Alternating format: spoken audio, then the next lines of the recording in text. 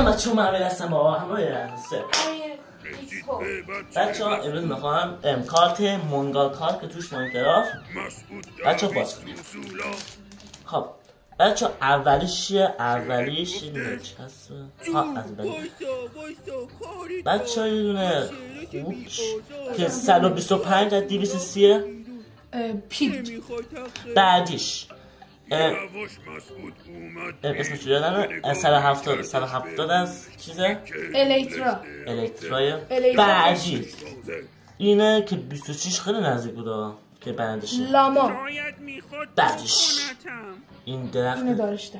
ماشروم که 98 قشنگ میبینه بچه ها. بعدیش یه خونه چی ویلیجی که 107 خب بازم نتونستیم جایزه 100 میلیونیو بگیریم و بله